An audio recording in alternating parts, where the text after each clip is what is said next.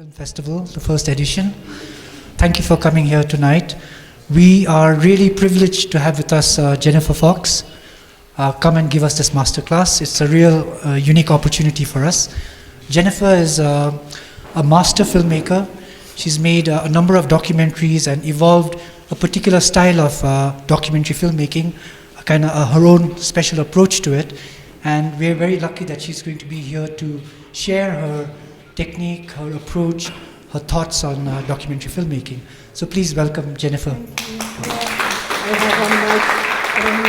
I have one mic. I'm wired. Can you hear me? Yeah. Okay, great. So first of all, who has a cell phone? Who doesn't have a cell phone? We all have cell phones. Yeah, can you take them out and turn them off? I'm going to ask that while we're working together here for, say, 2 hours, that we all try to show up and be present in the way I'm trying to be present for you, but also in the way that you have to be present for your subjects. So we can start right here, and you'll have to turn it off. We live in a world of intense development of multitasking skills. And I know everybody in this room has them, even if they live in Dharamshala.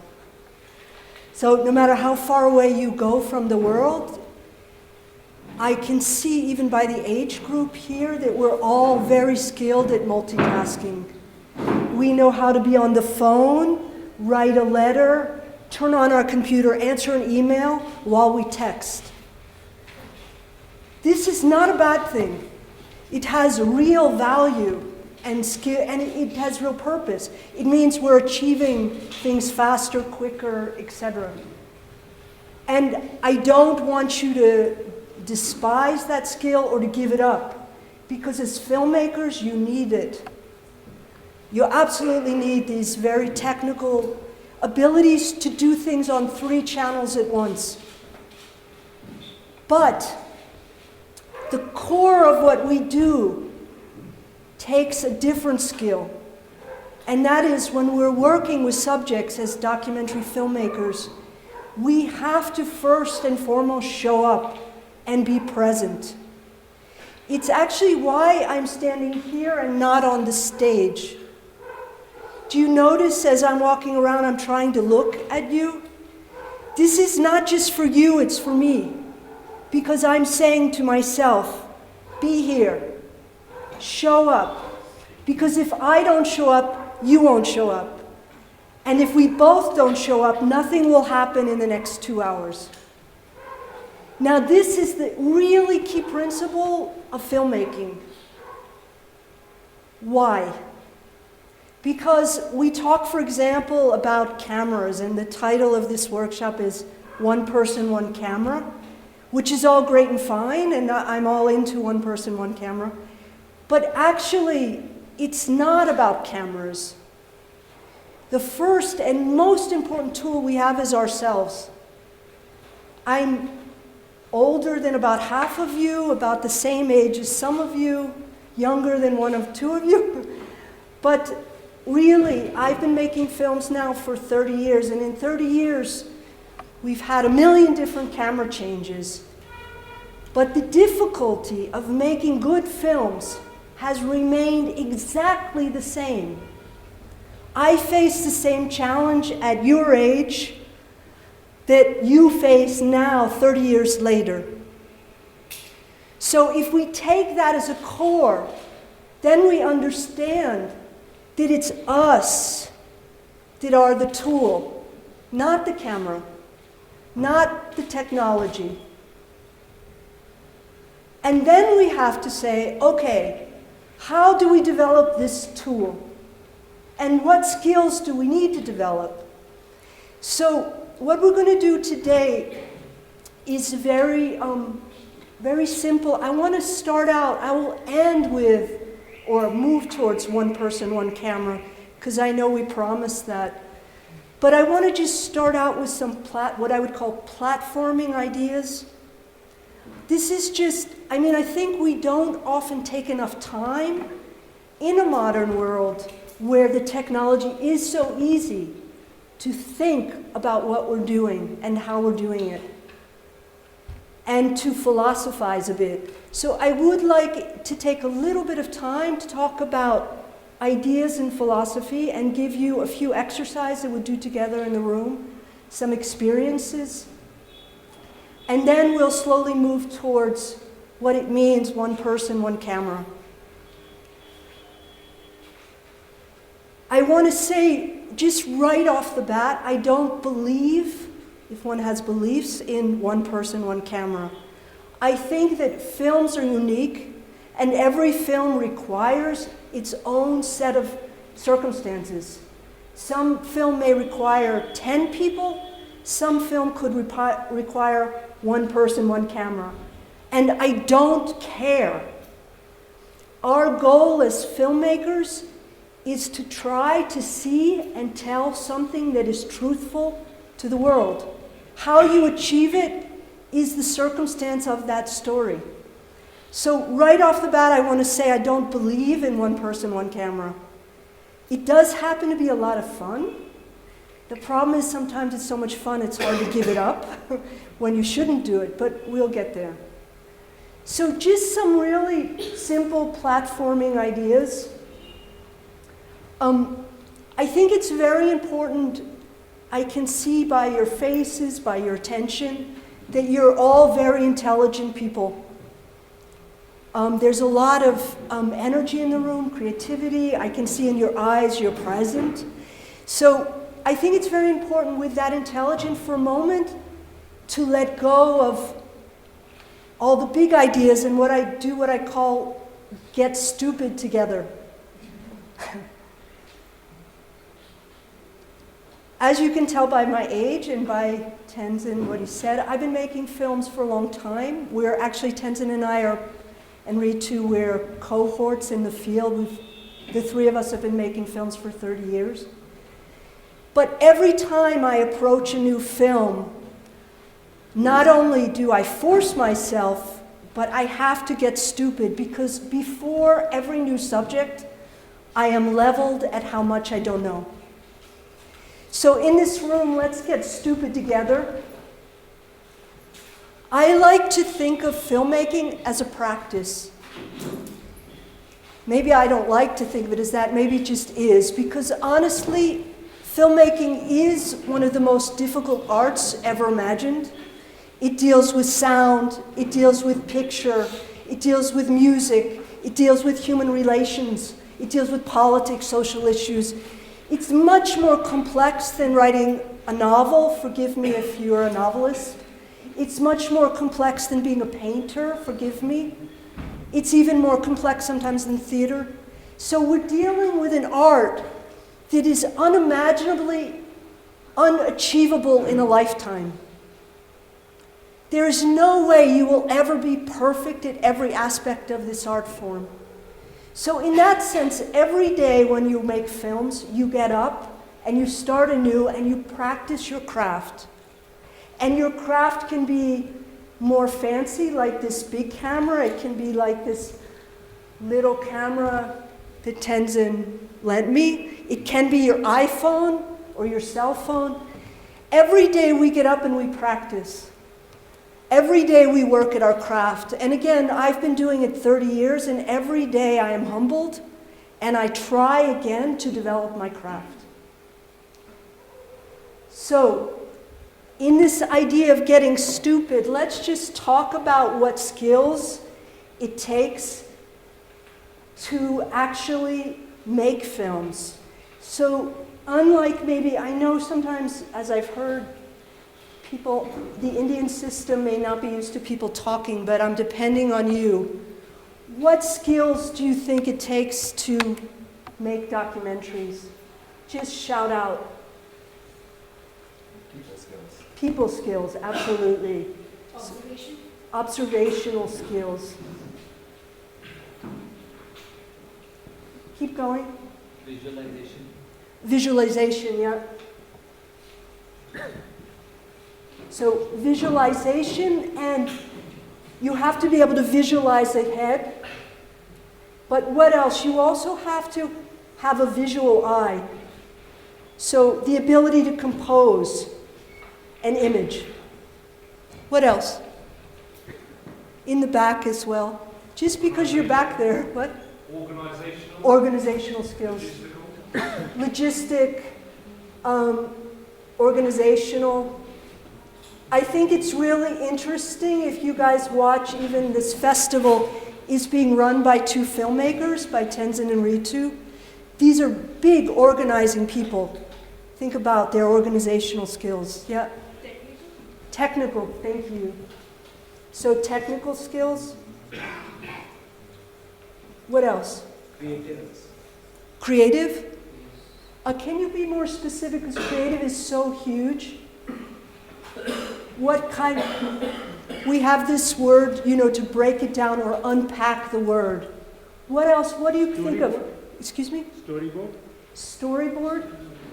So again, that's a visual, the idea of pictures. What else in the creative skills?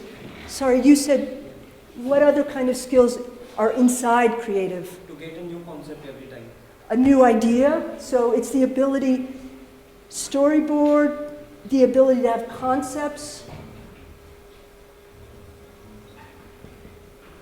What else? Storytelling. Storytelling, that's huge. So we can actually come here, storytelling.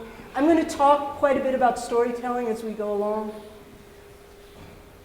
What about audio skills? What kind of audio skills do we need? When we said people skills, we have listening skills. I would say also musicality. Musicality isn't being able to play an instrument, it's rhythm. It's can also be relating to putting music on film, etc. What else? Communication. Communication, absolutely, and that would also have we. Curiosity and empathy. Good. Curiosity and empathy. So curiosity is huge. Empathy is really huge. These would all, if I had a bigger board, it would all go under people skills. Developing empathy. What else? Patience. Excuse me? Confidence. Confidence. That's a really good point because we all are afraid. We all have anxiety. I've been making films 30 years. When I start a new film, I'm like, will I be able to achieve this? But one has to have a certain amount of ego or confidence. And it's kind of the good ego. The ego that says, even though I'm afraid, even though this is hard, even though I don't know, because with documentaries you often don't know, I can figure it out. So confidence. And somebody else said something back here. Compassion. Excuse me? Compassion. Compassion. That's a great skill. Again, would go under, it's close to empathy, compassion. Interestingly enough, again, my age, when I grew up, there weren't many women, young women, making films or even studying film. And it has to do with this confidence issue. The idea that one could realize this just wasn't it was harder when I was younger than it is today, which is why I'm so happy to see so many women here. Just an aside. Anything we missed? I'm sure this is a huge. Willingness to travel and explore. Willingness to explore, which relates to the curiosity, but willingness to explore. Now, there are all different kinds of filmmakers. Some people, like me, travel the world, and some people go just to their backyard and are exploring, their neighborhood. And it's just as valid and needs the same skills. What else? Direction as a major. Direction. Direction. Can you explain? Directing all of the crew and everything. Yeah. Directing a crew if you're not working solo with a camera. And directing your editor, for example. Exactly. The ability to direct. Great. Integrity. Let's hope we have some integrity. Integrity is also a practice. All of these things are practices. Yeah. Since it's a long process, the ability to want to complete it even after it gets bored. Yeah. This is really important. You know, I did Point. self-discipline. Yeah. So discipline, by the way, is a huge thing. I just make a little room for it. Discipline. I didn't say something that I should tell you right now. I cannot spell. I have never been able to spell. And so if I write something wrong like discipline, I can see it's wrong, but I don't know. So, yeah, so anyway, and the ability to complete is very important. The kind of work we're talking about in this room, by the way, isn't necessarily work for hire. We're talking about films that you make that are independent, what we call independent, that are out of your own, generated out of your own desire. So when we talk here, we're talking about a high level of creativity. So the ability to complete, just to note that for a second, we're showing a film here that I made called My Reincarnation. It was shot over 20 years, and believe me, it took a lot of blood and guts to keep going for 20 years. So the ability to keep going is actually a skill. Even when you're tired, even when there's no money, even when nobody believes you, it is a skill. It's a really good thing. So you see this board is completely full now. It's huge amounts of skills that it takes to make a film. Now, one of the things, if we talk about working solo, patience, thank you. Patience is a huge one. If we talk about working solo, when you work solo, you by necessity need to have more of these skills than if you work with a crew. So, one never has all these skills. One is always better at something and worse at something else. So part of the process of working is to have some kind of self-reflection and to actually look at yourself and to think, okay, where are my skills that are already pretty good? And where are the things I'm weaker at? So actually, I want to just take a moment and have you all take out a piece of paper and write down your top 3 skills. You don't have to tell them. And 3 things you think you need to work at to make films. You're going to only have a few minutes, but you have to do it. Go.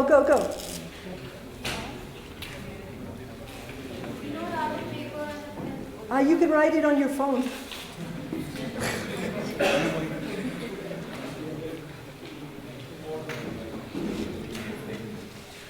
I know everybody's grumbling, why is she making me do this? This is really childish, but it's really important.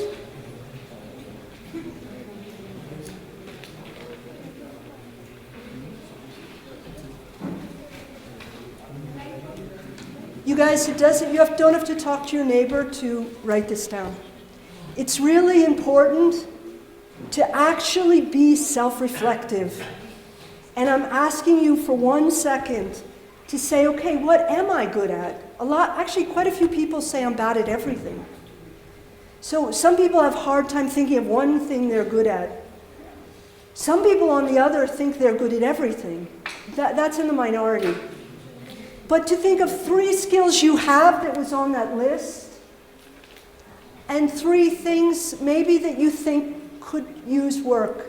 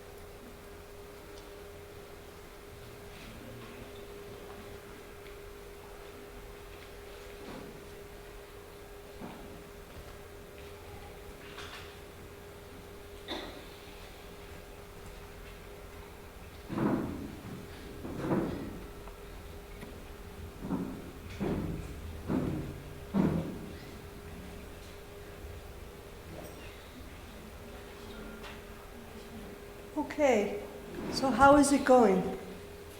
Did anybody notice anything? Anybody want to share what they found?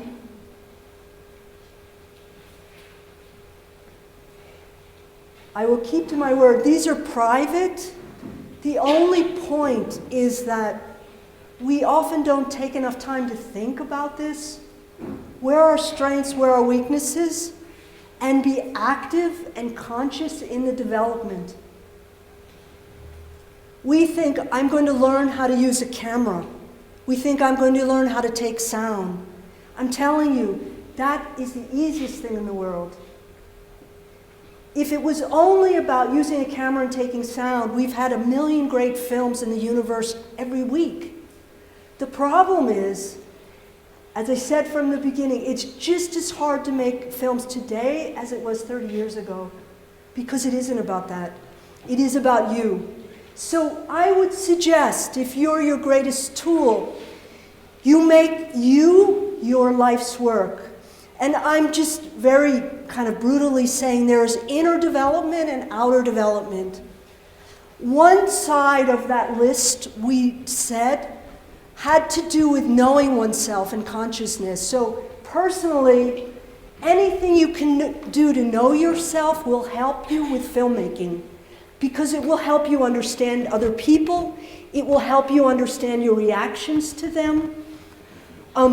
So I would say, not because we're in Dharamshala, meditation,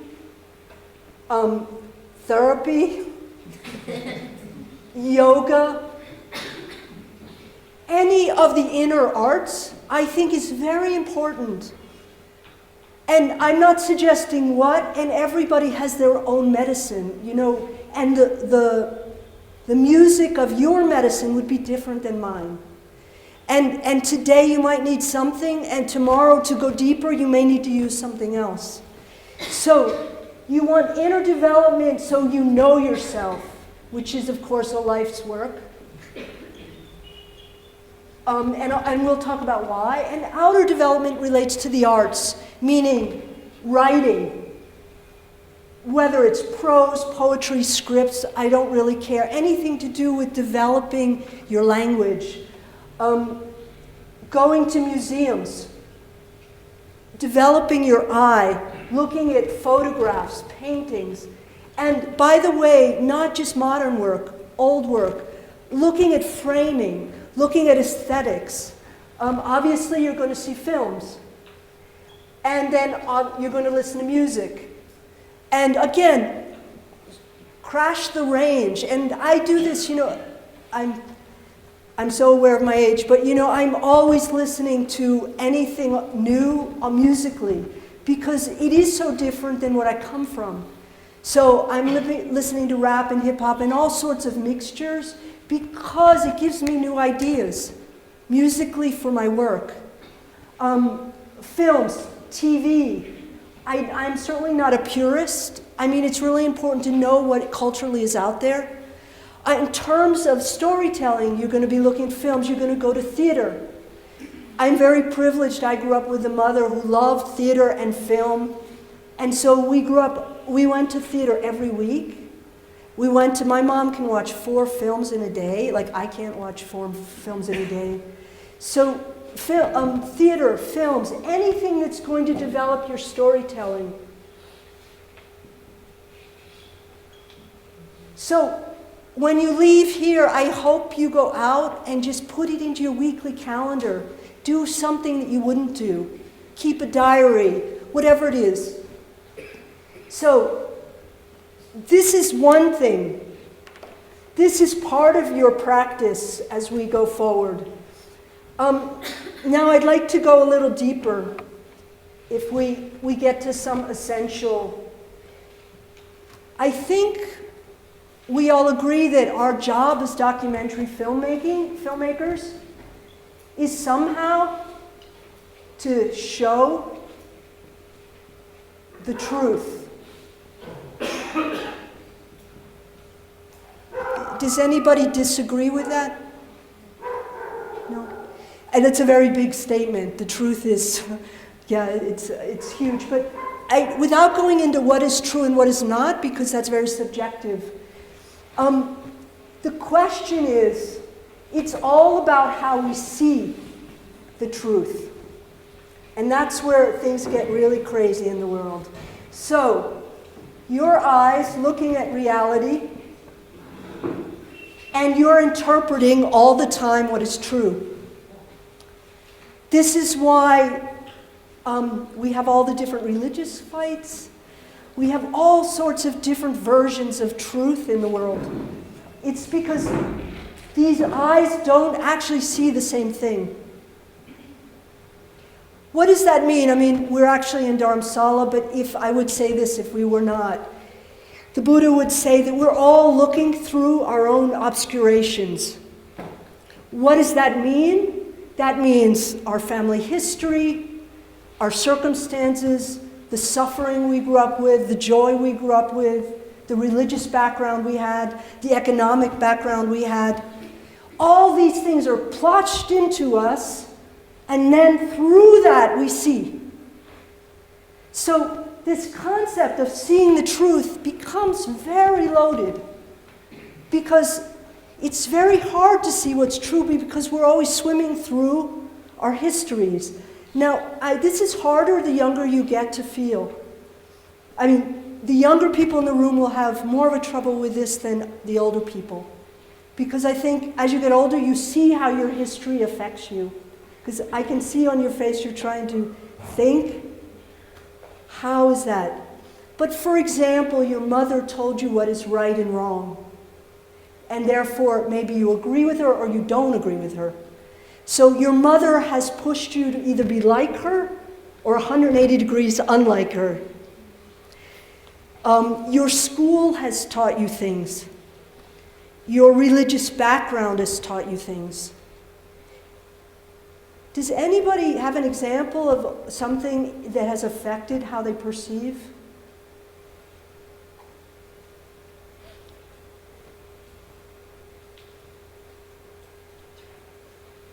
Yeah. I do. I'll try and make it short, but I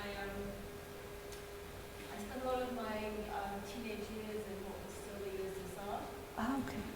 And then, Can everybody hear her? can you all hear me? And then, so I was exposed to a certain version of history, politics. Right. Then came to the UK and was exposed to similar events through a very different prism. And I wanted to make up my own mind about what I thought about certain events. And it's taken me a very long time. Yeah. I think that's like a great example because it's very overt. We also have psychological events that affect us. Just to break the ice, I was sexually abused when I was 13 by my track coach. I don't know how that affected how I see men, but clearly it has affected my whole psychology, how I deal, how I am in the world. Maybe I've had more sex because of it. I don't want to say it makes me like a nun. Who knows? But it affects the way I see. When we see the people, just to be radical, the women begging on the street, we'll see wealth differently than everybody in this room who has a certain amount of comfort. So, very simply, how we see is totally affected by who we are. So that is a big conundrum for this thing called seeing the truth. And in a sense, it's an obstacle. We have an obstacle, just as the Buddhists say, obscurations are covering our vision of the true joyous nature of the universe. Same. So, I would ask that we start thinking and being aware of how we see. And again, if we go back to tools, knowing yourself and what's affecting you helps you know what's affecting how you see. And lets you know when you're projecting on the people and the places in front of you. Okay, that again is a life's work, but to give you a taste of it here. The first thing that one has to do to see is to show up. Now, that means that we went back to the beginning and we said we're living in a multi-channel reality. One thing you're not doing when you're multitasking is showing up anywhere. In fact, you're living in a kind of floating zone of not showing up. So, if I want to make a film about this young woman in the white, come here, this young woman, beautiful woman in the white sweater, I first have to show up with her. If I'm like here, where is she going to be? She's going to also be there. In fact, you'd probably walk away from me. But if I start connecting with you and really show up, then I'm going to bring her out.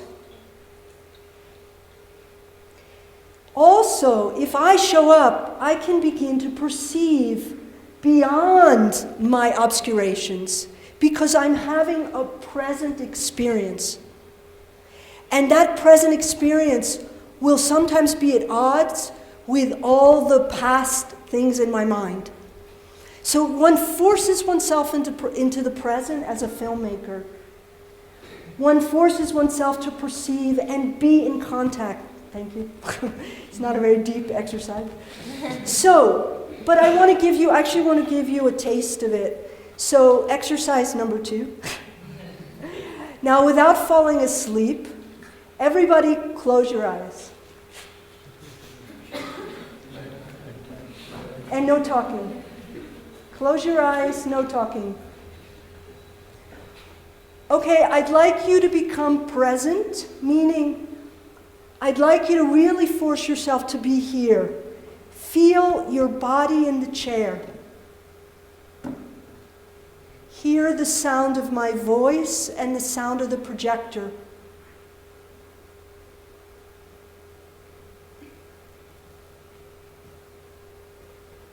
Feel your feet on the floor.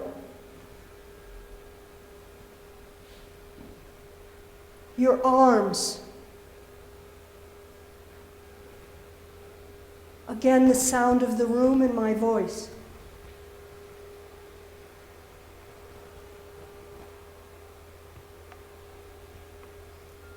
If your mind starts wandering, bring it back to your body.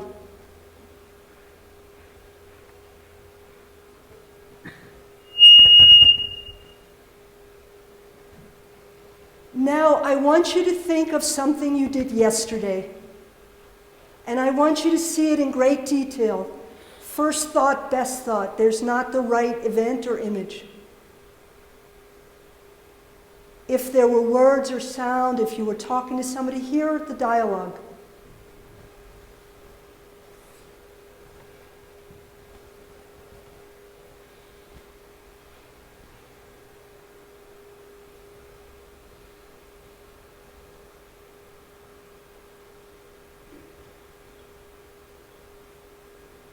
Now I want you to bring your body and your mind back into the room. Bring your mind and your body back in the room. Feel your back on the chair, your feet on the floor, your arms where they are, the sound of my voice, the sound of the projector.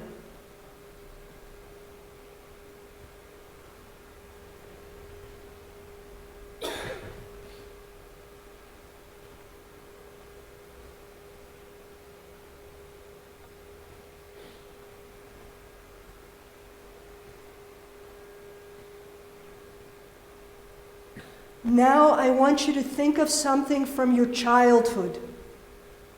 First thought, best thought, conversation, a scene. Imagine it in all its detail with its sounds.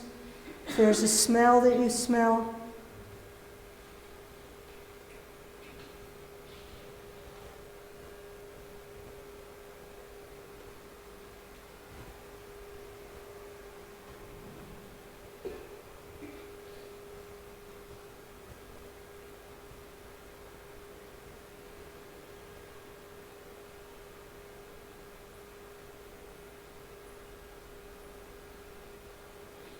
Now I want you to leave that memory and come back in the room. Bring your body and mind in the room. The sound of my voice. Your back on the chair. Feet on the ground.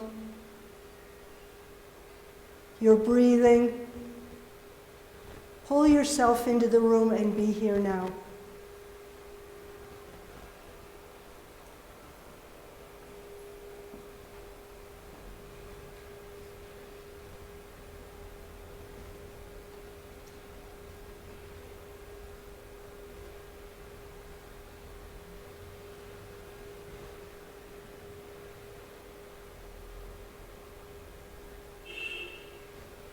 Okay, everybody open their eyes.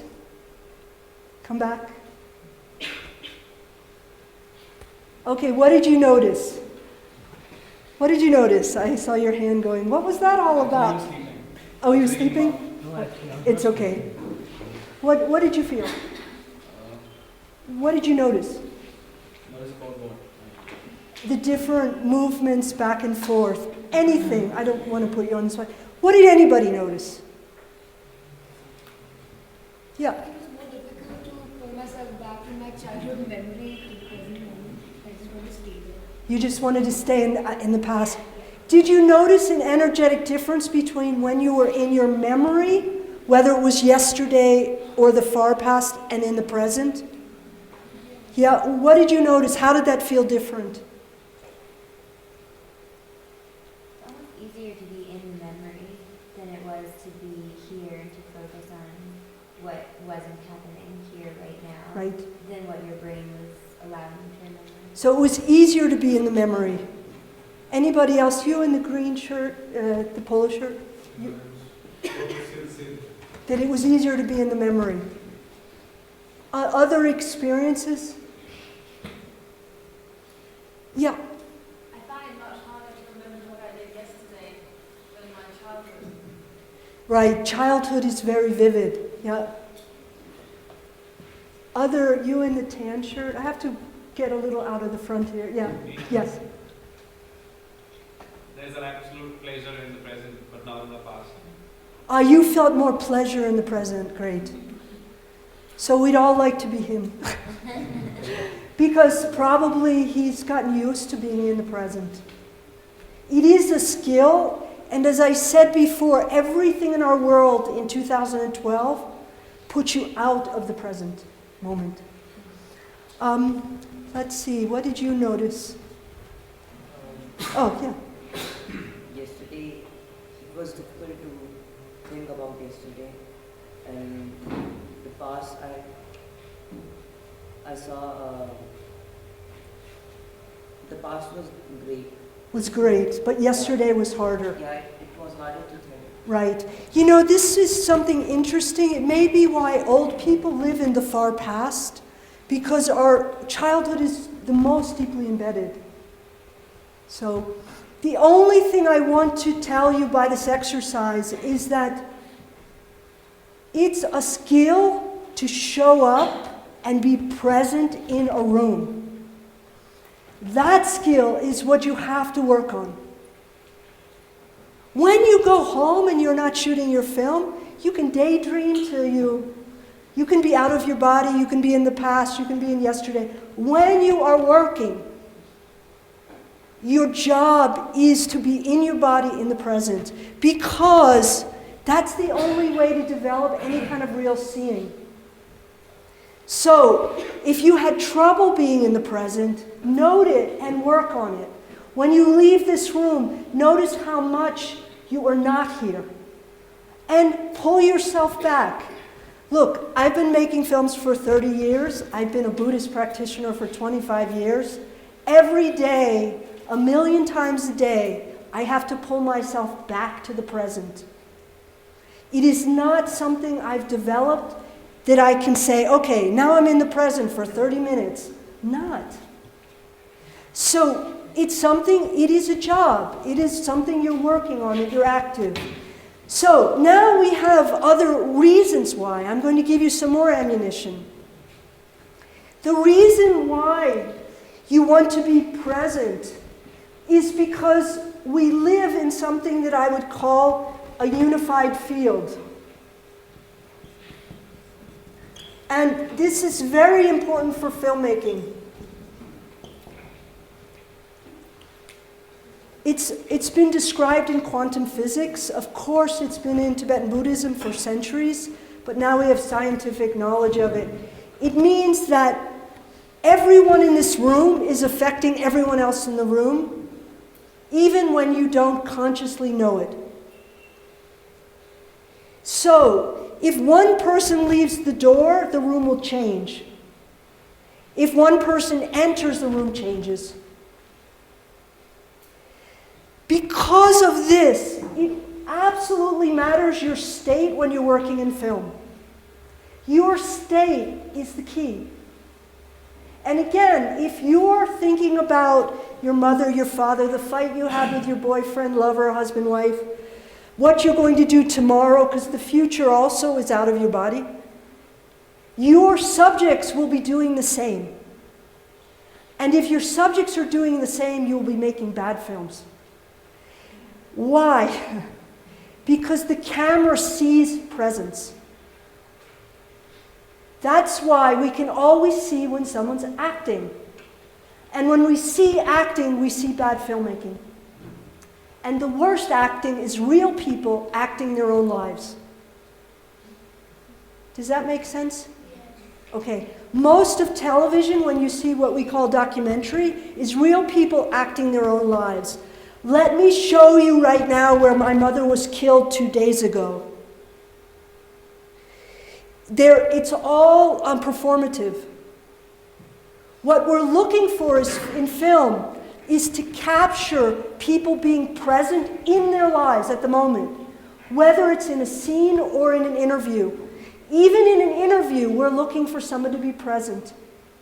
I guarantee you, watch TV, you will know when people are performing. So, this is why it becomes so important again that if you show up, your subjects will show up. Now we have something else, again, besides you, we have this little tool, which I'll now finally bring out, called the camera.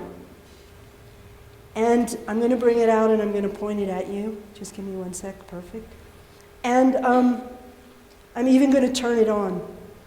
So, I have to tell you something personal, also my handshake. You would be amazed that I can even make films. But my handshake since I was a kid, and it has nothing to do with you. So it's not because I'm scared of you. So now I've turned on the camera. How has that changed the room? How do you feel? More alert and everybody's smiling, I guess. They don't want to look bad. Everybody starts smiling. So all of a sudden, everybody gets nervous? Yes. Does anybody feel differently than nervous with the camera? Self-conscious. Maybe just aware. Aware. So the camera can also make you aware. Anything else? So we have a camera, and this is something else. I guarantee you when you go to film school, they never talk about the effect of the camera on the room. So you have us and this one tool, which is our biggest tool. How is it affecting the people it's pointing at? Not just the room, but the unified field, because the other thing nobody talks about, how does the camera affect the person holding it? Because I now have changed. I can say, I am more present, this is me with the camera, than I was 2 minutes ago. How do you feel with the camera pointing at you? Little anxious Conscious? and more, focused. That I have to look here. More focused. And be presentable, I guess. Yes. Right, did you wake up? Who is the guy sleeping? Okay, how do you feel with the camera? I feel little good. Good? Yeah, good. And there's a smile on my face. Yeah? Because I want to look good. Yeah. Good, but also you did wake up a little. Yeah, I did. Yeah. I can't do so much in the back. Anybody waking up back there? So the camera does have this effect of making people wake up. It can make people self-conscious, it can make them performative, but it also can simply make them wake up. So a camera also has many sides, it's not one thing. A camera can be used in a way that shuts people down, but it can also be used in a way that makes people more present, which I find really interesting. And some of that depends on who's holding it and how it is used. I mean, if I'm coming like this and are aggressive with the camera, obviously he may move back. If he trusts me, it would be different. But one thing, because we have a big group, we can't try it with everybody, but if it's okay, Tenzin, can I pass this camera? Yeah. One thing I want to do is kind of pass the camera around and have you take note. How does my energy change when I'm holding it and pointing it? How does my energy change, when I'm self-filming? I'm going to show you a clip of a film I made that has a whole lot of this kind of filming. So I had to really work with myself to find a way to show up and be present and relax with a camera walking on the street, with a camera like this quite a bit. But how does it feel in this position? So that's position number 2. Position number 3 was when you pass it and your compatriot films you. How does it feel when it's on you directly? So it's 3 positions. Notice how your energy changes. If we were doing a longer workshop, which I sometimes do a week or 2 weeks, we would all go home tonight and do camera exercises. And one of them would be self-filming. And becoming aware of how the camera is affecting the field in the room and also our own presence. So those are 2 big things. How does the camera affect presence? Now, so I'm going to take that from you, or not take it. I want you to start with you. So hold it, see how you feel. Just take a moment. Try position 2, self-filming. Yeah, exactly. Just go easy, don't break Tenzin's camera. Like that, just stay like that. No. Put it on yourself. Put it on, it's not on you. I mean, you can't see yourself. Yeah, there, no. There you go. Now just, no. It's really easy. Here we go. Got it. Okay, just stay like that. Just stay there for a minute.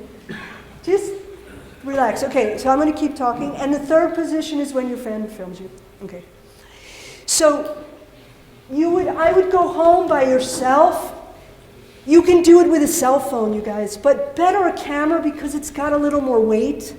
This is a nice size or anything above.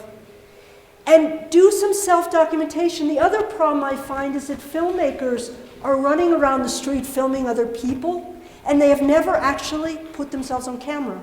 So we're asking people to be present with the camera, and we don't have a clue how to do it. If we don't know how it feels to have a camera on you, how the hell can we help somebody else relax and show up? Think about it. So I would really, really suggest playing around with the camera and doing some diary work when you go home. Okay, you can keep passing. There's a lot of people here. So as the camera's being passed, again, look, you're using yourself as a tool and a testing ground.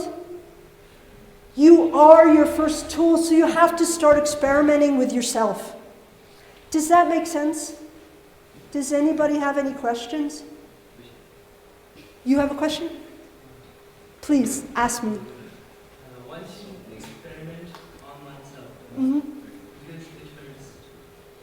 You should not experiment on yourself because it hurts. I think so. It hurts to film yourself?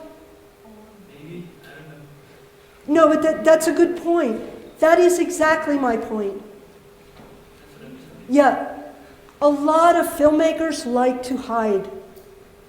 If we didn't like to hide, we probably wouldn't have become filmmakers. We like to observe. We like to think we're You guys, no talking, no.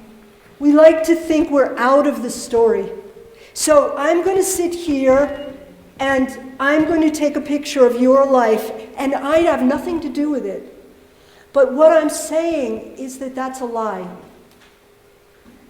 And so I would hope that you would try to experiment with yourself. If you can get yourself comfortable, I guarantee you will learn tricks to get your subjects comfortable.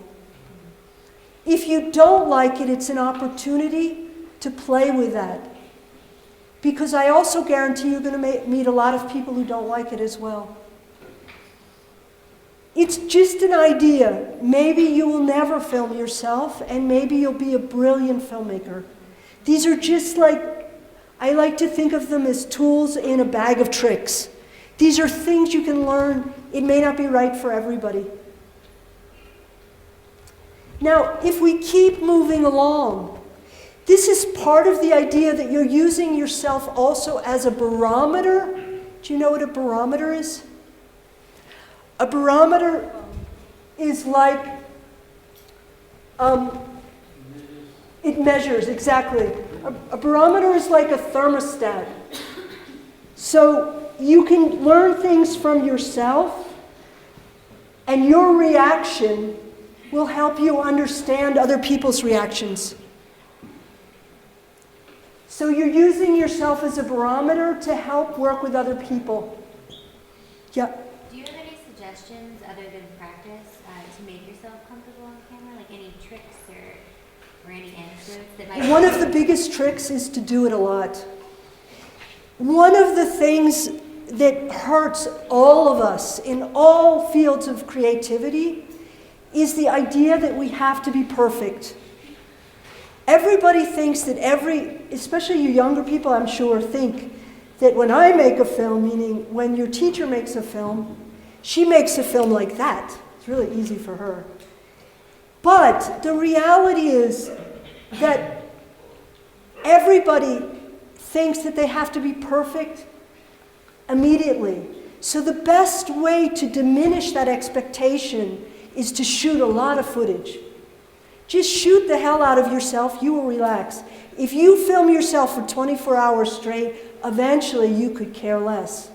I did this to prepare for this film I made called Flying, which is an older film. It was out in 2007. It's a 6-hour piece about myself and women around the world. And I had to learn to film myself and be relaxed in my own life. And how I did that was I just took the camera everywhere, to the bathroom, when I woke up in the morning, and I made rules, like no putting on makeup for the camera, I'm a girl, no getting dressed nicely for a girl, no beautiful lighting, no nothing. Film the hell out of yourself. Eventually you give it up. So I would try that. Now, with some people, like anything I tell you, it doesn't work all the time.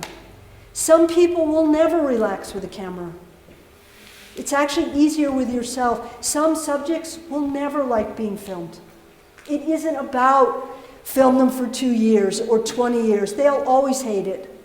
So it doesn't always work, but with yourself, you can work with it. It's also working with your mind and looking at what comes up. Is it because you're self-conscious that you're ugly? Is it because you think you're stupid? Is it because, and look at what comes up.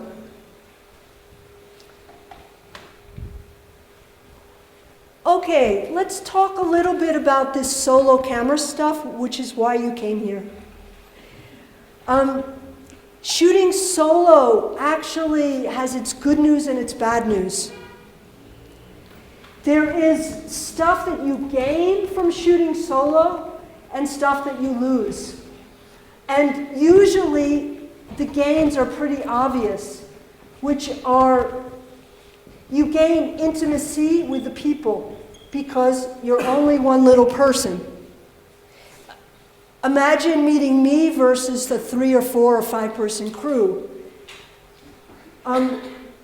You also often are able to travel quicker and easier because you're alone. You also, it costs less. You're one person crew.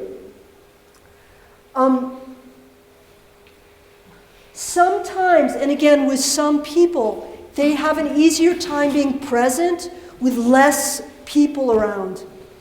The other point when we talk about being present is if you're working solo, you can control your own mind, but you can't always control the mind of your crew. And I swear, I've had a crew member, a camera person, recording an interview and literally texting at the same time. Imagine how present that camera person was for my shoot. Now, it's not just about getting good shots. What was he taking from the field in the room? What was he detracting energetically from the consciousness? So you can often have more presence when you're solo, and therefore get more presence from your subjects. Now, there's also detractors. What are some of the obvious detractors from working solo?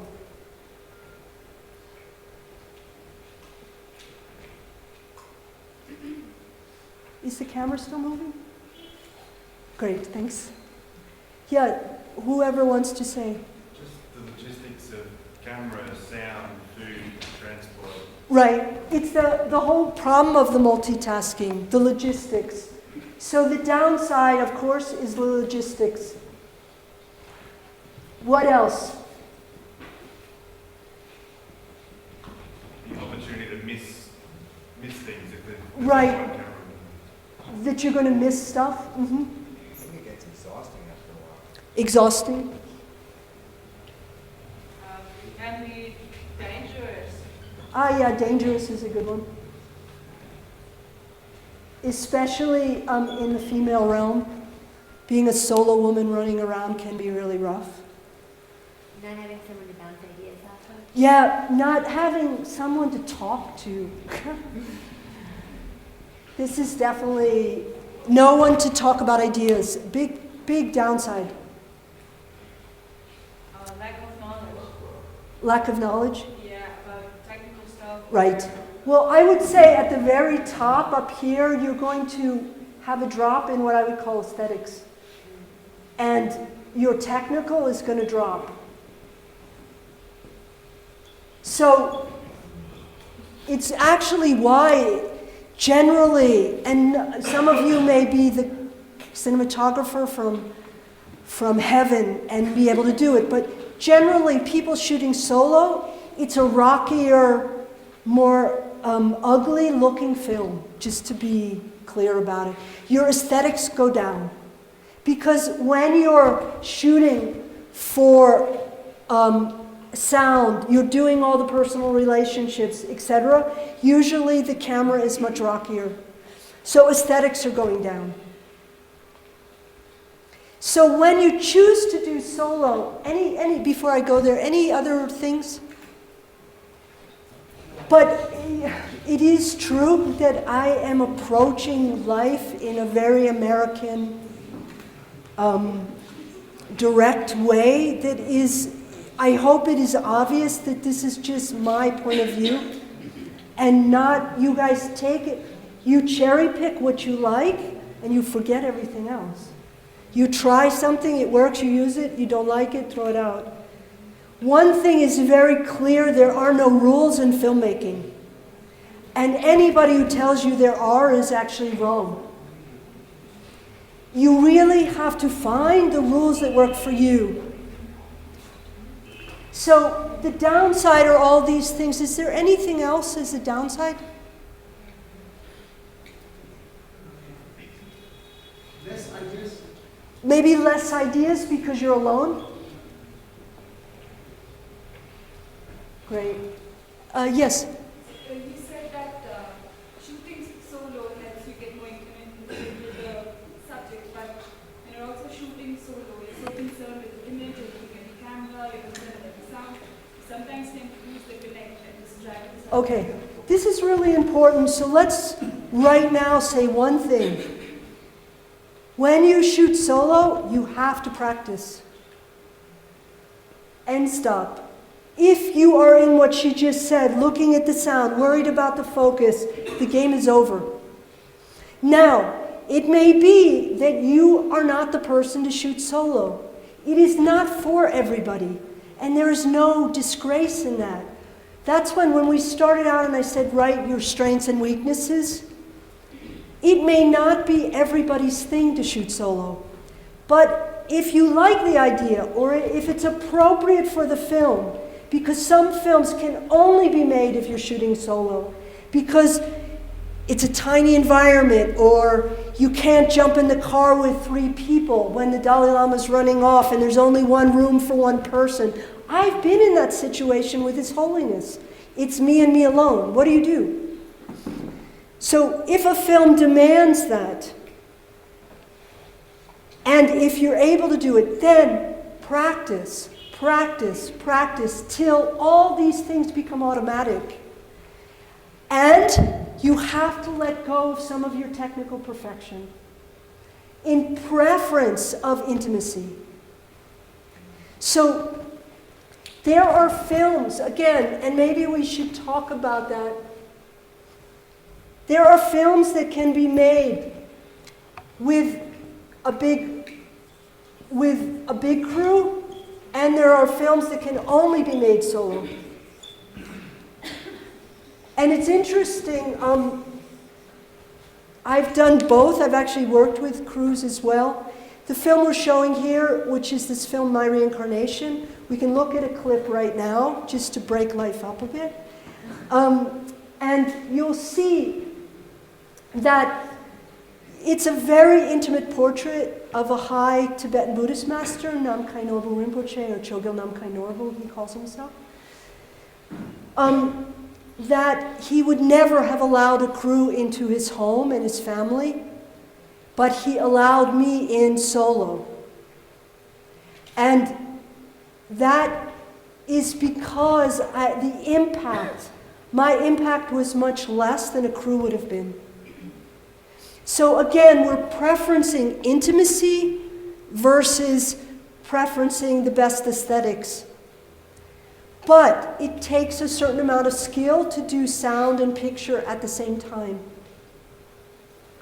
Now there are other films. I made a film, I think I have it here, called Beirut, the Last Home Movie. It was my first film, and we had a full crew.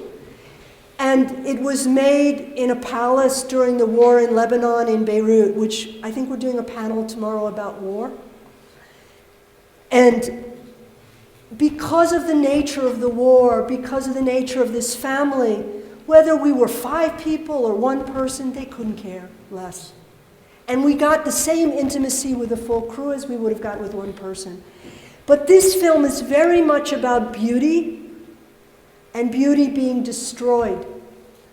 And I decided this film, the story couldn't be told with an ugly image. So I would never shoot this film solo, because I really needed a really strong camera person. I'm not that person. I'm good at building relationships, but I'm not that great of a camera person. So one of the things about shooting solo is something we'll get to, is a big question about audio.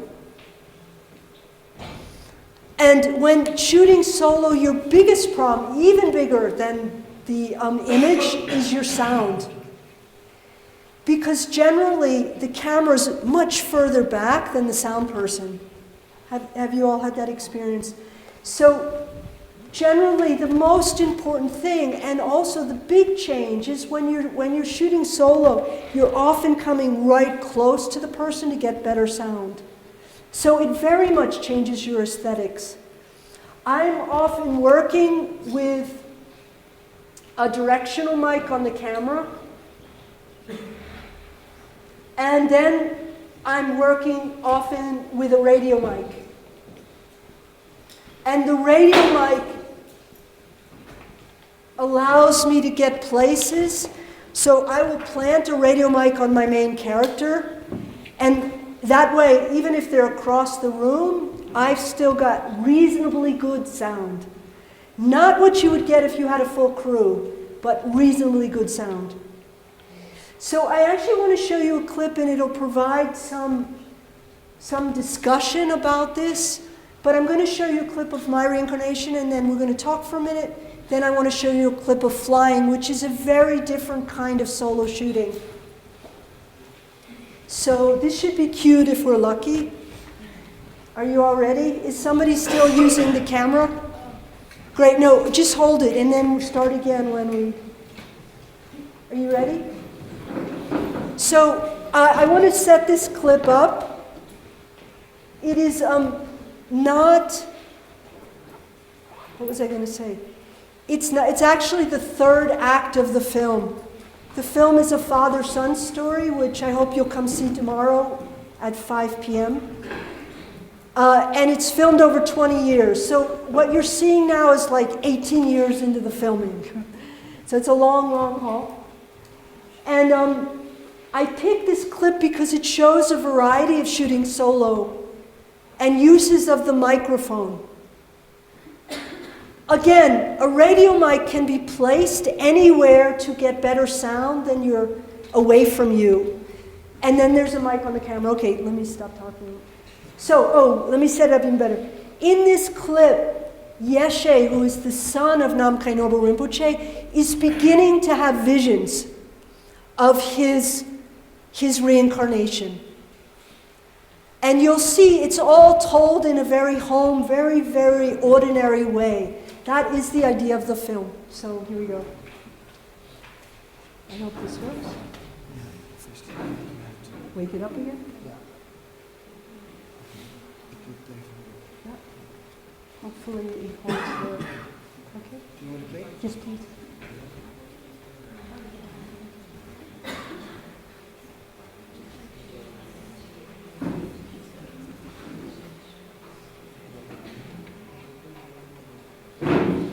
Yeah, here we go, that's perfect.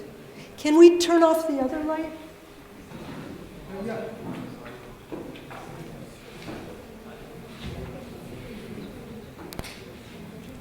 Okay, that's plenty. No, leave one light on, thank you, and give me that, thanks. Okay, great. Here we go, you guys. So this is just about a 5-minute clip. And now we're flipping, and you can also think of the technical side. How you're shooting solo, and why maybe shooting solo would be the only way to get this stuff.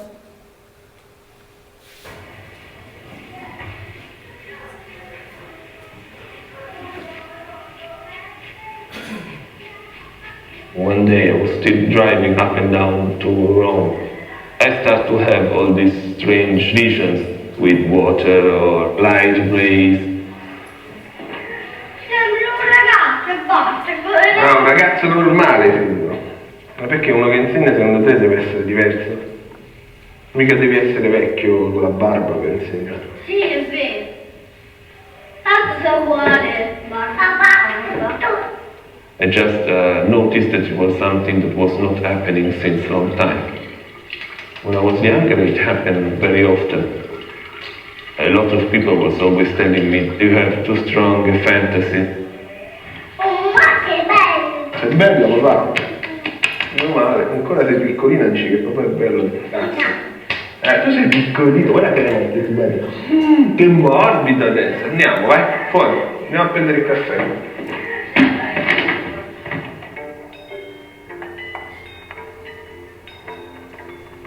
The same period I was working a lot for the Dzogchen community, no? Trying to make some change. And now these visions, instead of passing now, was increasing. I decided I had to quit my job. Once the Rinpoche told me, even Buddha could not make all his students happy.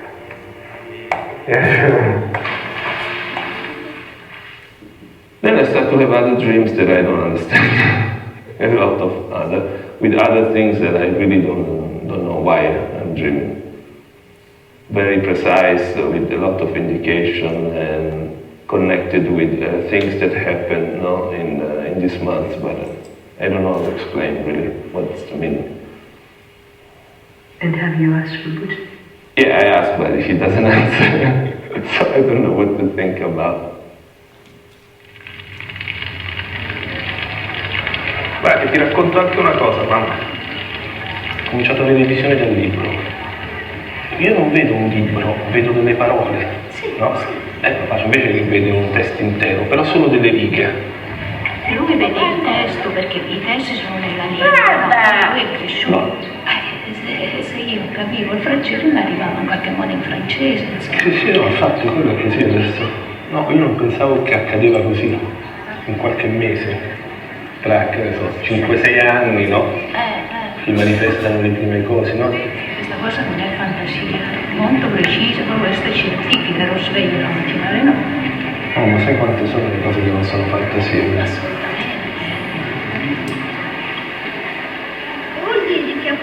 Ricchi e può essere anche brutto. Sai questo maestro che si chiama Paturungo che cosa ha detto? Ha detto, se tu ce l'hai una capra, c'è problema di capra. Se tu ce l'hai un po' di soldi, c'è il problema di soldi. Se tu ce l'hai una macchina, c'è il problema di macchina. Perché uno può rubare. Sto per rubare, deve mettere benzina, adesso benzina costa carissimo. Forse è meglio. Come dice Paturungo. Tanto non c'è niente io, cosa da preoccuparmi di niente? Sì, ma se tu non c'è niente, non c'è da mangiare, che fai? Cosa migliore essere normale? Va bene.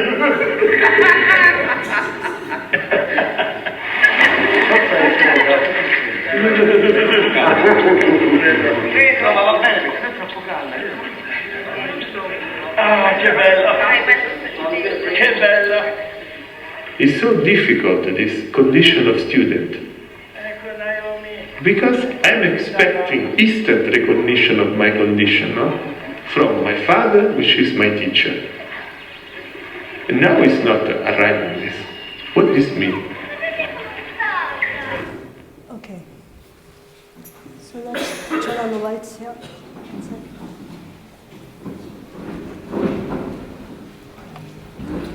Can you eject that file and put the first tape in?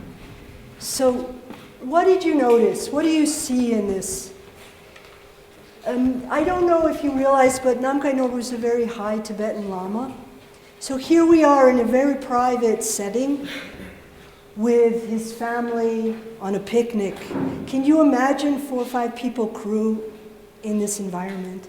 Do you see, look at the grandson, everybody, how do they seem to you? Relaxed. What else? Original. Excuse me? Original, not acting. Original, they're themselves. Yeah. It's a very, very relaxed, there's nobody cares or... So this is the effect that you can achieve when you're very low impact. Of course, they've already known me 18 years here. I'm certainly not a stranger. But even you see the early footage is similar in that, you can just hold on that 1 second. Episode selection, yeah, you could set it up. Episode 3, yeah, and then just stop for a second. It's going to be number 7. Okay. So, what else do you notice about sound? We have the scene where the mother and Yeshe, the son, are talking, and he's talking to her about, he's confused about his practice and his dreams, yeah? Well, the sound was continuous on it, but it looked like he had 2 cameras. No. Shooting solo, 1 camera, 1 person. So, you know, the dialogue was continuous and the camera jumped pretty significantly from one. The camera's jumping angles. This is just the wonders of editing. It's a very long scene. We've cut it down. How do you think that's mic'd? So that whole thing, the scene is, the sound is from the radio mic. So I'm way far away because that kind of intimate conversation would not happen if I was right here. It just never would happen. So what do? I put a radio mic on my main character. And keep, also very important, you're wearing earphones all the time, and you're really involved in what they're saying. What else did you notice? Anything?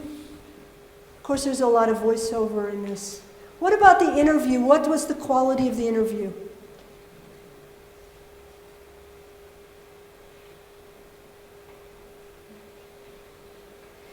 Did you get a feeling for him in it?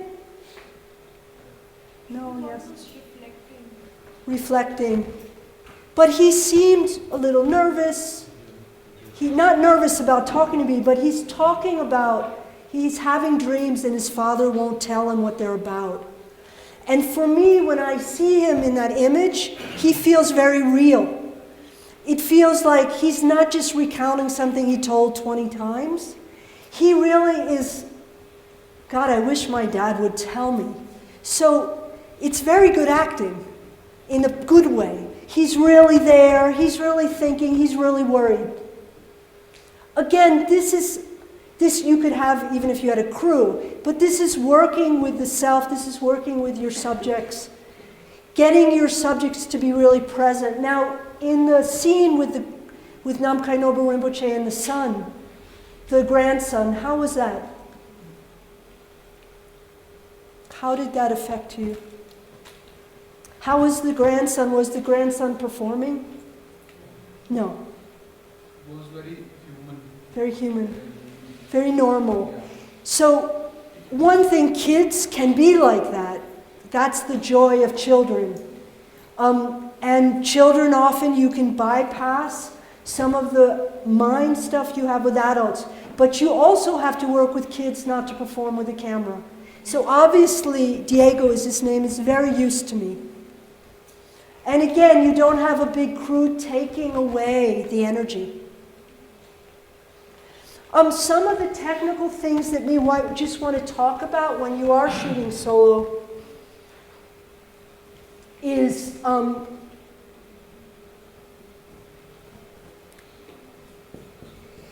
it's really important to get good sound.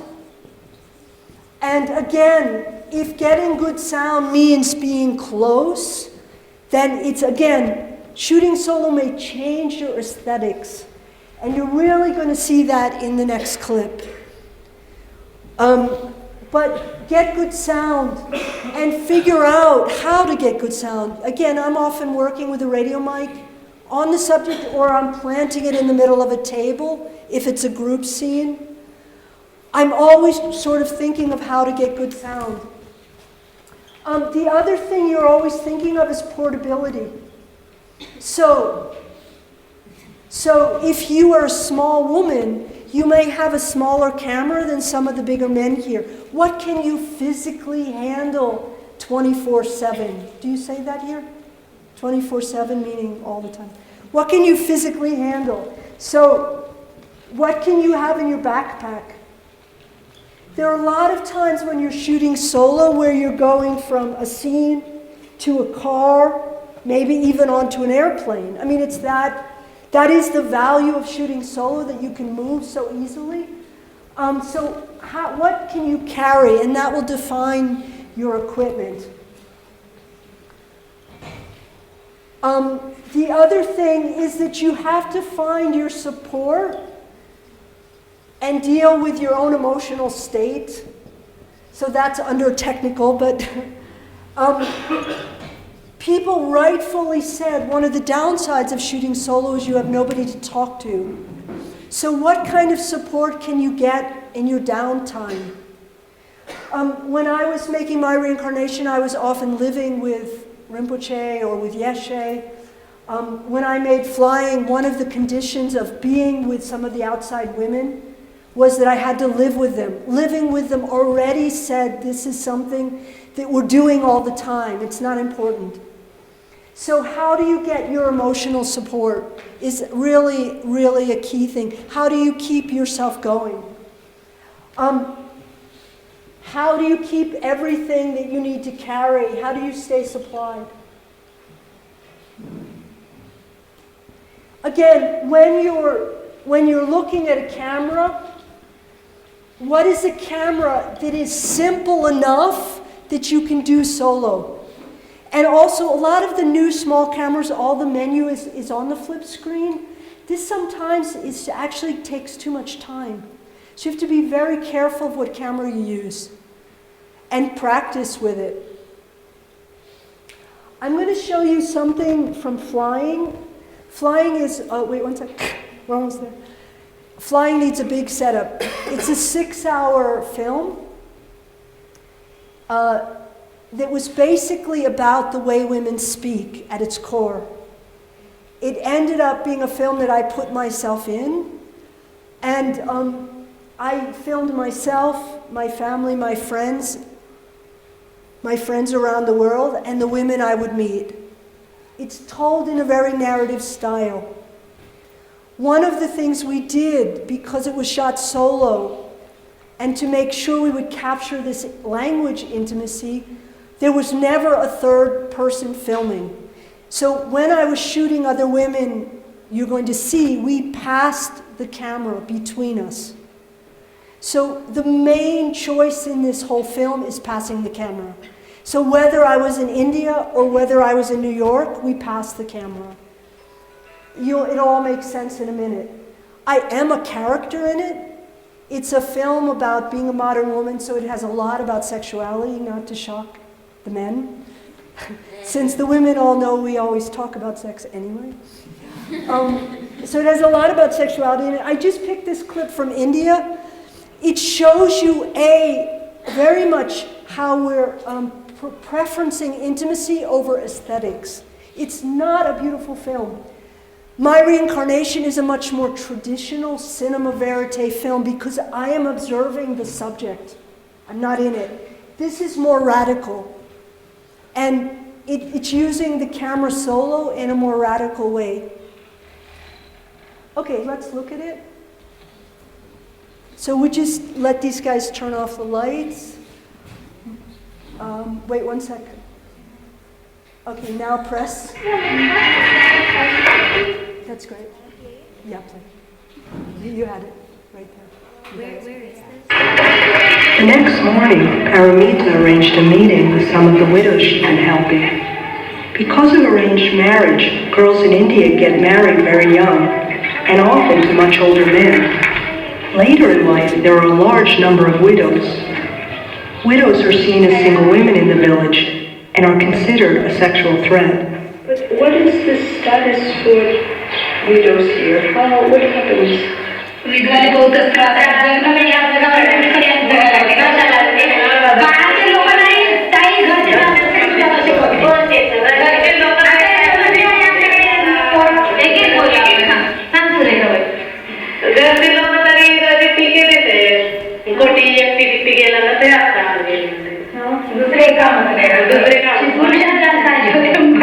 But I have another question because everybody, if they want to say something negative, they call them a whore. But aren't women allowed to have sexuality? I don't know. We've asked them. तिथे प्रश्न असा आहे की तुम्हाला लोक जसं वेश्या सांगतात. नाही पाहिजे. नाही पाहिजे. खरं सांगा. खरं. अजिबात नाही. आणि असं मग जर तसं करायचं जर असलं तर मग लग्नच They're saying that they don't have that desire. They don't have the desire? No. They're saying that if we don't feel like having sex. But maybe it's because sex was bad. Meaning sex with their husbands, was it good? मग ती असं विचारते की तुमचं नवऱ्यासोबत जेव्हा तुम्हाला संबंध यायचा तर तुम्हाला आवडायचं का? हो ना, तो माणूस आपलाच आहे. तेव्हा आवडायचं. तेव्हा आवडायचं ना? येस. तो काही करून आपलं माणूस आहे. त्याच्यामुळे काही करू शकतो. एका दिवसात जर काही नफरत केला ना, उद्या तर तुलाही केल्याशिवाय रात्री तुम्हाला दिवस खर्च केली म्हणून मी मी तर खर्च सांगतो रोज पण नक्की पहा काहीतरी. आता तुमचा तर काही प्रश्न पण आम्हाला आता घडला आहे. आम्ही पाहिलं माणसाचं असं एक दिवस जर नाही म्हणला तर तुमचं दुसऱ्या सकाळी बिलकुल काम नाही काम तरी धुलाई करत मारते म्हणजे मारते. They think they don't have any desires. In the West, women masturbate. It's quite common that people think, oh, a woman should be able to have pleasure without a man. Do they not masturbate here? You can ask. There is no word for it. I don't know. Touch them. Touch them. Try. No. You're making me do it.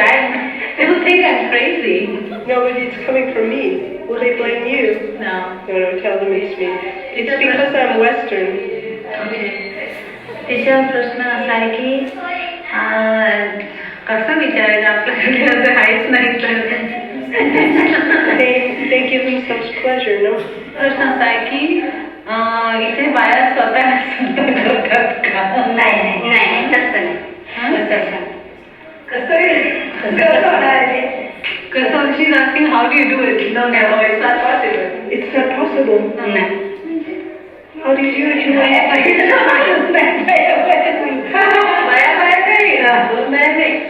स्वतःला ती स्वतःच्या स्वतः कसं करणार? म्हणून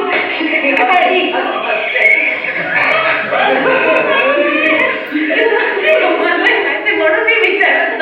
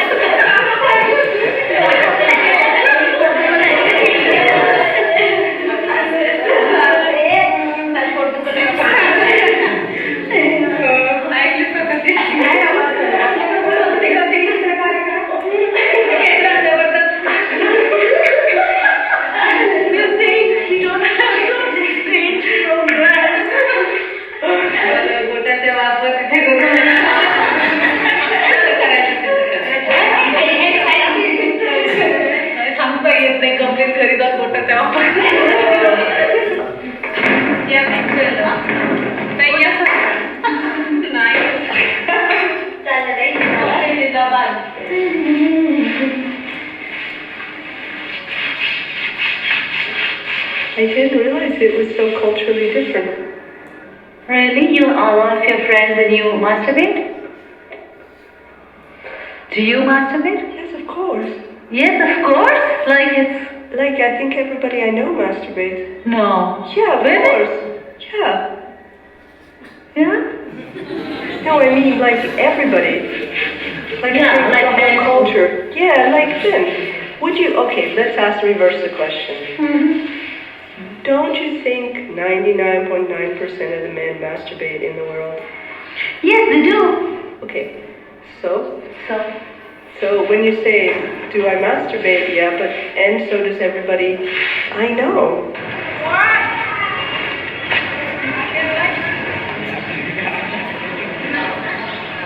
They all are looking at you. Yeah. Why? Because of the camera? Not because of that camera. Yes, is one of the attractions also camera, but you are the fair and the foreigner. Yes. Your skin. It looks very beautiful. Thank you.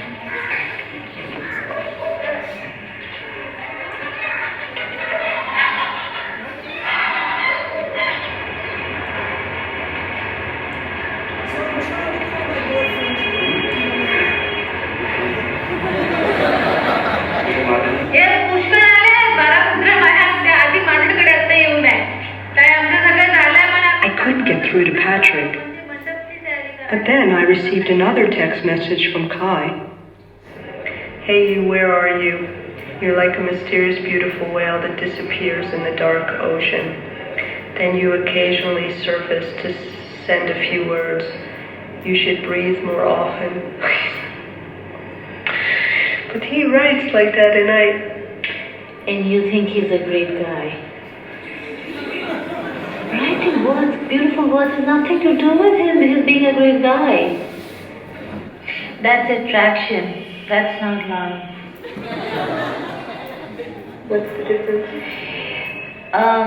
Love is beyond attraction. It has an element of commitment. If you're attracted to a person, you can go to bed with him for a couple of nights, but that's not love. You're not committing anything either ways. And that attraction can be still true, that you really are attracted to somebody. I'm not think it's a lower level than love or anything like that. It can end up in love or it may not. But love is something that you have to work on it. It needs work. This would work like how? Because nobody's perfect. You're not perfect, your partner's situation is not perfect. But then you say that this is what I want to keep this relationship. In spite of or despite of or because of. Sometimes you love the other people's flaws or faults or whatever, but at any rate, you're not letting go. It's really the other things that matter. Like what? Like, suppose you were paralyzed, would he be with you? If not, then he's not the right guy. See, Patrick would. Then that's the right guy. Maybe my natural attraction is with the wrong guy. You know what I'm saying?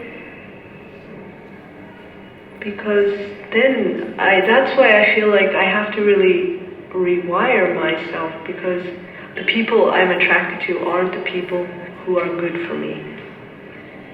But maybe I only know about attraction. Yes, and you call it love. You poor American. I don't think I'm indicative of American. I'm just my messed up self. Trying to figure out life. Patrick, all my friends really like him and my mother likes him. Very strange. Not strange. She has a good head screwed on her shoulders, very firm. She knows a good son-in-law when she sees one. I'm fine. I'm sorry I couldn't call. I tried. Okay, let's get the lights on. So this is another way of using the camera solo. Where's that camera? I just want to show you.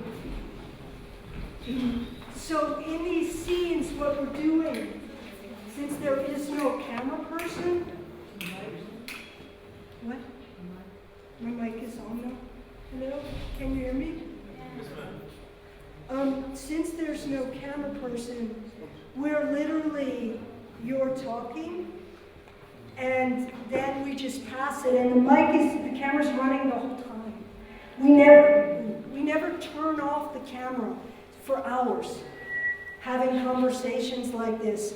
In the editing room, we then cut it up. So, but we're not only passing on the words, sometimes, excuse me, I was working with a slightly bigger camera, not so much bigger, so we had a directional mic, and then we put a little lavalier on the back. So who's ever talking, so maybe I'm talking and you're just listening, so it wasn't like a rigid passing on the word like that. It was very, very relaxed. That's why you have those reaction shots. And in groups, like with the widows, we were passing it around. And sometimes it ended up on me, sometimes it didn't. It happened to end up very well on me on this shot. You also saw this kind of work. You saw him doing this, right? In the street, and then just this. And in the telephone stand, I just gave it to one of the men. Here, film me. And in between the telephone stand and the conversation with Paramita, you saw there was a shot that looked like it was on a tripod. No tripods. It was just put on a table. So in order to, somebody asked, how do you relax in front of the camera? In order to get myself relaxed, I stopped using tripods because it takes too much time, so I just throw the camera around. So this is using a variety of techniques. did not know Paramita. She's someone introduced me to. I arrived in India, and one of the rules of this film was that I had to live with the people I was filming. In order, precisely for the same reason you would shoot solo, you want to say, this is absolutely normal. You're going to wake up in the morning and I'm going to have the camera. When I got off the plane, I would get off shooting. On another film, I would never meet somebody shooting them. But in this case, I wanted to immediately lower the importance of the camera, and I'd say, hi, how are you? Here, look at my camera, you can film me too. And immediately you're going to change the power dynamics. So we immediately became friends. We're sleeping in the same room together for 3 weeks, and that's how these conversations happen. This is just going to lead me, because I know I'm really going over time, but it's going to lead me to my big last point of you to think about. We said one of the negative sides of shooting solo is you don't have anybody to bounce off of. You don't have a crew. You don't have a hotel room to go back to usually. Because one of the purposes of shooting solo is you travel with your subjects, or you live with your subjects. And that allows for this reducing of the importance of the camera and making it just a part of everyday life. So the negative, as in everything in life, a negative is a positive. One of the main benefits is because you're alone, you depend on your film subject. And they notice that and they take care of you. And normally, the crew is autonomous and they're self-sufficient. And the subject sees that. And they know when the crew leaves at night and goes to their hotel room, the crew talks about them. And when you as the crew leave, the subjects talk about you. But if you're embedded in a person's life, you want to become part of their circle. And therefore, you are dependent on them. When I went to India, if I lived or died, depend on this woman, Paramita. If I'm happy or sad, depends on her. And just the nature of human beings is they want to take care of you. And this is a big advantage. This is probably where you're making your biggest human gains, being solo. In that lack of separation, you're gaining enormous intimacy. It's also the difficulty.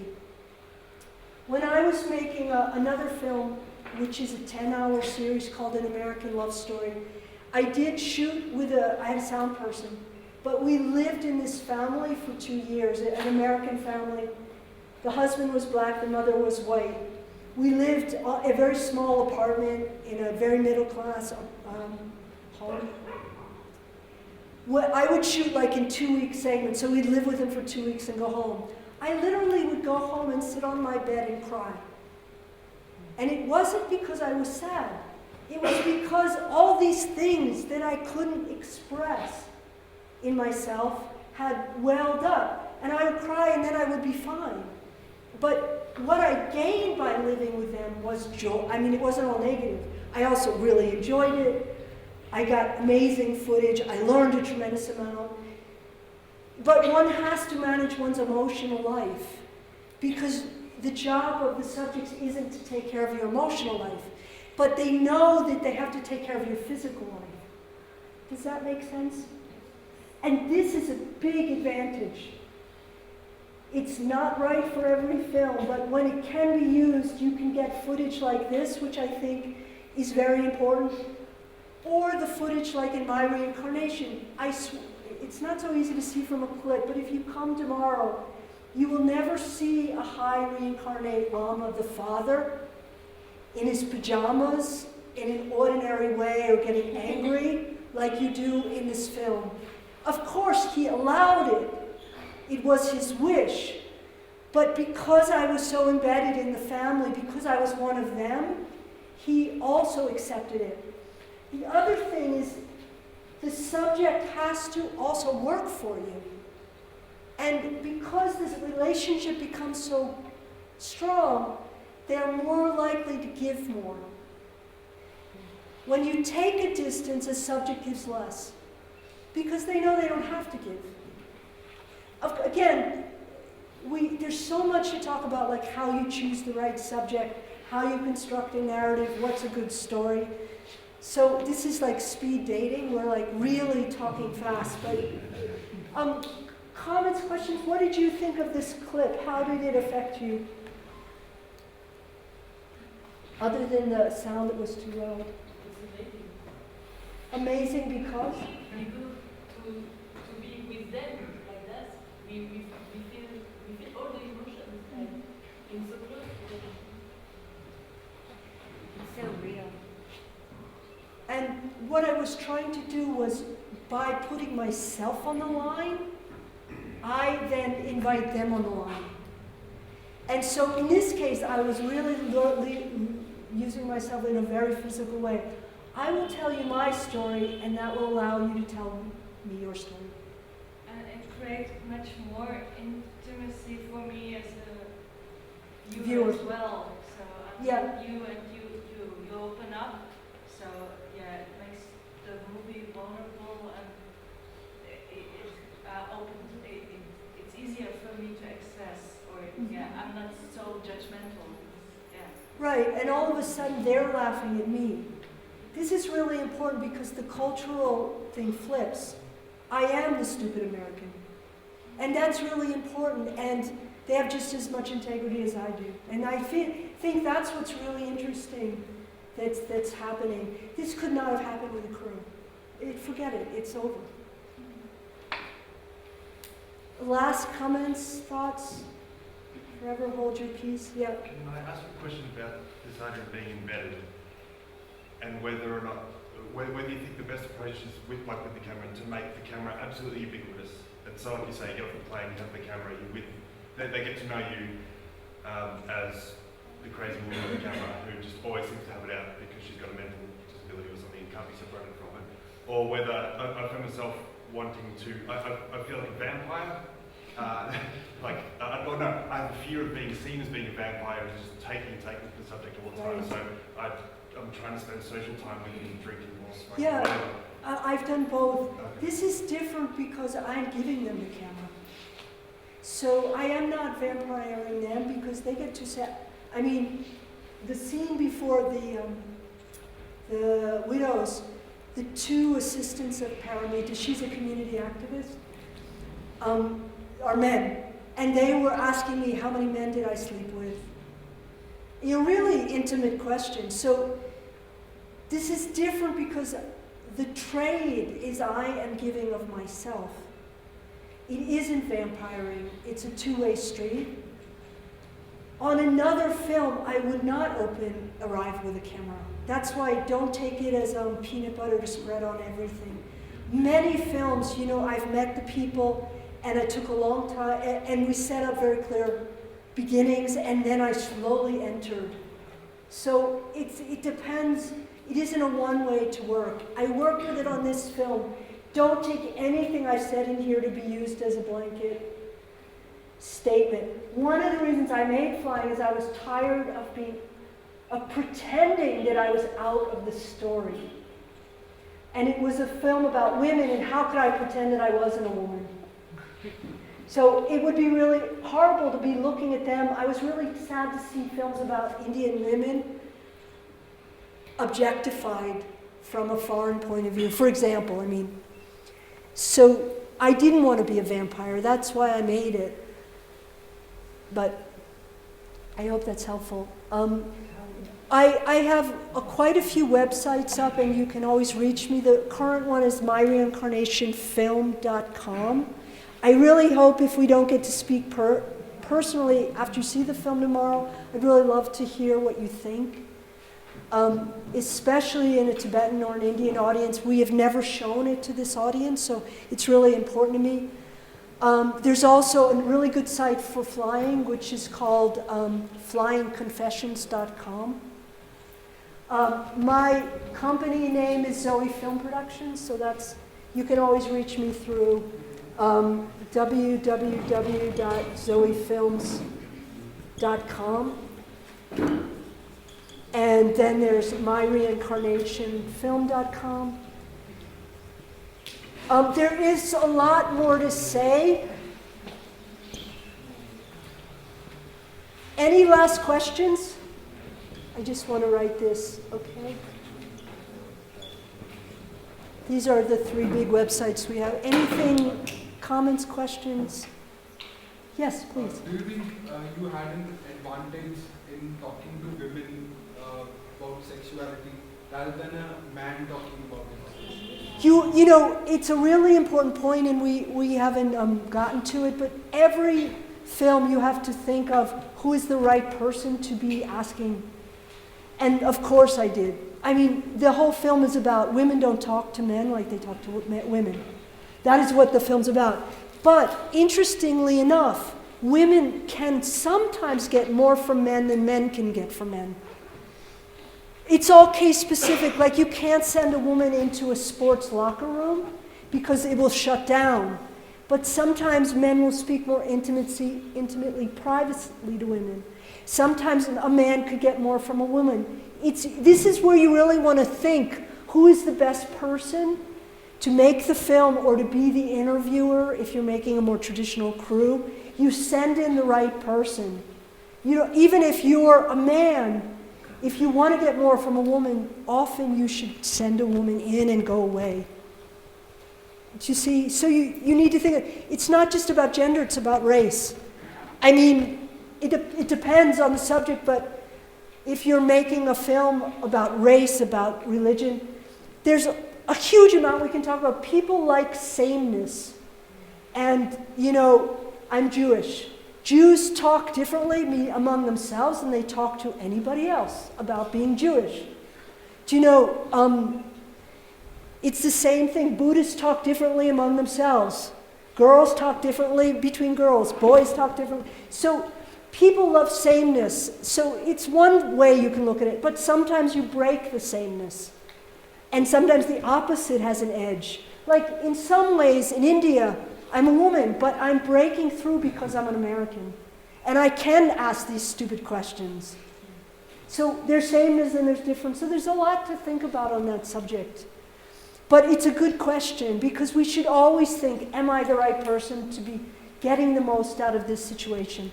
And of course, I've been talking a lot about intimacy, and some of you will want to make films that are combative. And then, you know, you're aggressive in your filmmaking. There are a lot of great political films that are about challenging the subjects.